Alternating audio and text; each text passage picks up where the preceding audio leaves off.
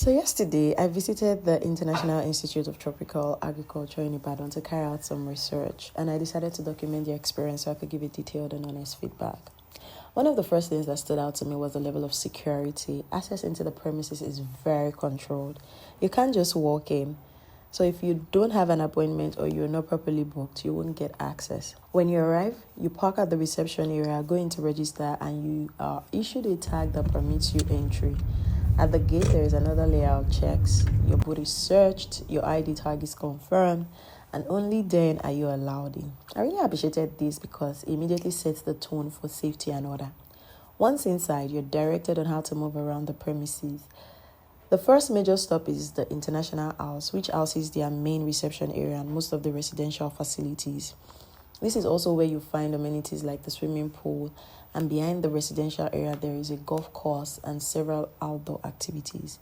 The environment itself is very serene. There are beautiful green areas, pink and green trees that immediately catches your attention, and the entire space just feels calm and tucked away from the outside world. Inside the International House, I walked through the reception and into the buffet and dining area. The interior design stood out. Lots of wood finishes, tasteful artifacts, and a very warm, earthy feel. It's clear that intention went into the design. I then moved on to check out the conference and meeting spaces. There were smaller meeting rooms, but I focused on the main conference room that could comfortably accommodate about 120 guests, which was the size I was considering. The space felt more like a conference setup than a typical social event but it is usable and can be transformed depending on the vision. It also had good support facilities, separate restrooms for men and women, storage space, a kitchenette, and surrounding service areas that could be repurposed creatively, especially if you're thinking of building experiences into your events. So, as we moved through the premises, we also saw some shared leisure areas. There's a table tennis court, which is complimentary for residents, as well as a swimming pool and board games, also free for guests staying on the property. Other activities like golf, cycling, bird watching, fishing, forest tour, and access to the lake area comes at an additional cost, with prices varying depending on the activity and whether it's for children or adults. I think the start price for children is 2,000 and 4,000 for adults. Yeah, I got the document, so I can always confirm that. Next, we went on to inspect the rooms. There are several room categories available. We had the one-bedroom flat, which stood out to me. It's simple, functional, and comfortable. Comes with a living room, a bedroom, a kitchen, and a bathroom. Nothing over the top, but well put together.